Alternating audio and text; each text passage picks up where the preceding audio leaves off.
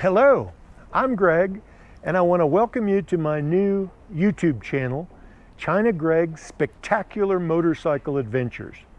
And of course, you're going to decide how spectacular they are.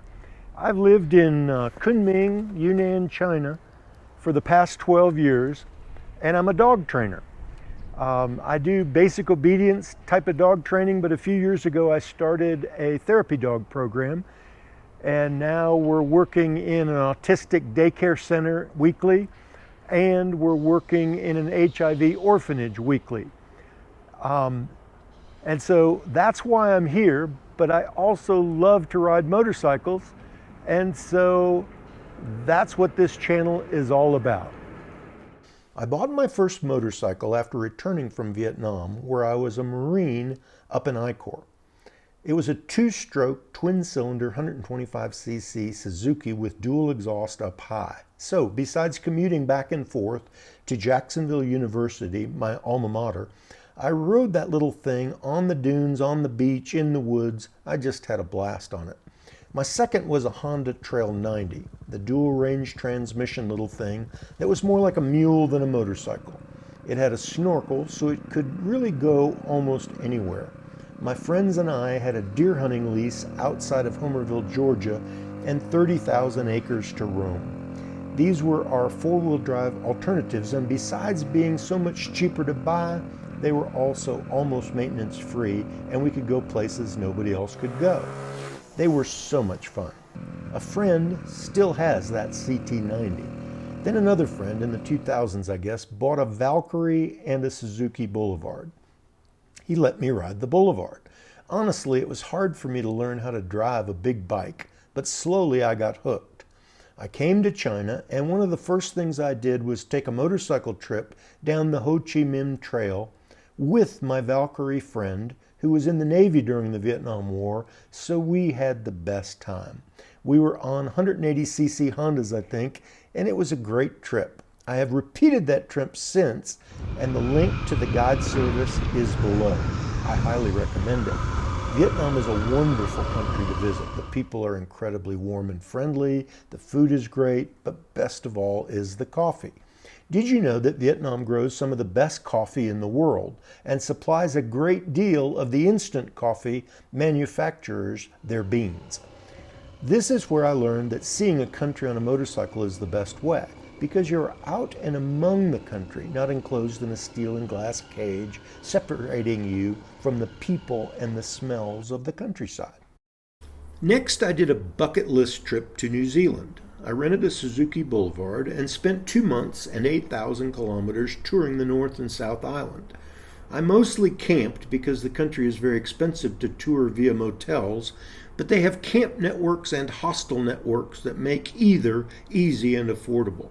I really didn't have a clue how to do a long adventure ride. I had no idea that there were other kinds of motorcycles than Harley-type cruisers. Not ideal, but the Suzuki was flawless, and it was a wonderful trip.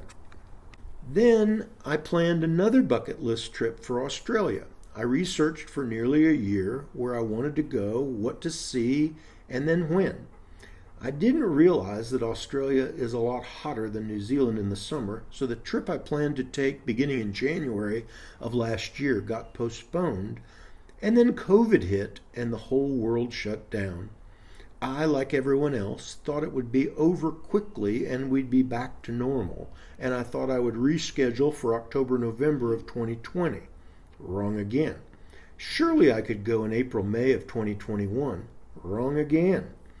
By now, I had become an avid watcher of various YouTube channels, Motorcycle Adventures by Pavlin being one of the most influential. He's got over 700 videos online, and an adventure rider's video school, which I took as preparation for my Australia trip and enjoyed greatly. Pavlin is Bulgarian and is extremely practical in his approach to adventure riding. He's done many long rides and has gained lots of practical knowledge that is invaluable to those of us who are newer to the sport. He taught me this: if you can't go to some exotic destination to ride, enjoy the riding where you are. If he didn't say that exactly, it's pretty close. A friend who had to leave China gave me her motorcycles, a Honda Rebel 150 and a Piaggio 150. Too small, neither fit me very well, but Pavlin taught me to just ride what you have and enjoy the scenery. So that's what I've been doing.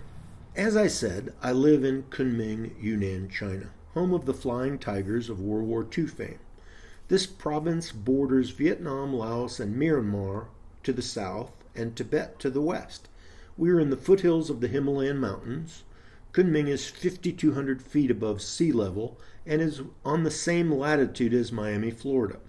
It is an incredibly beautiful place, an absolute heaven if you like twisties. I do.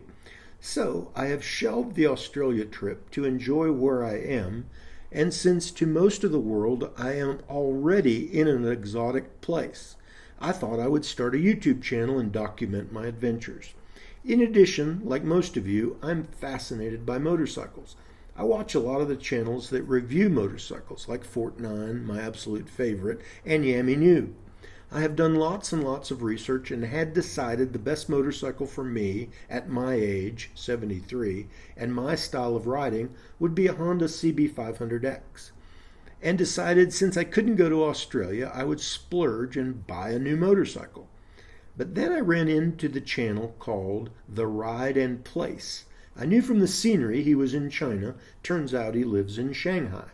He bought a CB500X and was very positive about the bike. But then he did an episode on his channel where he ran into the Colove 500X in a motorcycle shop and was very impressed with how loaded the bike came standard. It's got panniers, skid plate, crash bars, electrical outlets, 2 riding modes, switchable ABS, center stand, and the kicker for me, a single trailing arm. Never heard of such a thing except on Ducatis, and all at 2/3 of the price of a Honda in China. A CB500X in China is about $10,500 currently, quite expensive. The Colove is costing me $6,150 used, with a few thousand kilometers. The engine is a parallel twin that is identical in displacement and power and appearance to that of the CB500X, made by a Chinese manufacturer who has a good reputation for knocking off engines. So my plan is to review this Chinese motorcycle as I go, which I think should be much more interesting than another review of the CB500X. And since I have friends here in the motorcycle world, I will also be reviewing their motorcycles as well. One has a 300cc Benda, a water-cooled V-twin belt-driven mini Harley. It sounds great, is well made, and just seems like a great little bike. Another friend just bought a little Benelli that I have ridden and will also review. That's my focus. Mostly exploring Yunnan and a few Chinese motorcycle reviews on the side. Welcome to my channel. Please hit the like button and subscribe.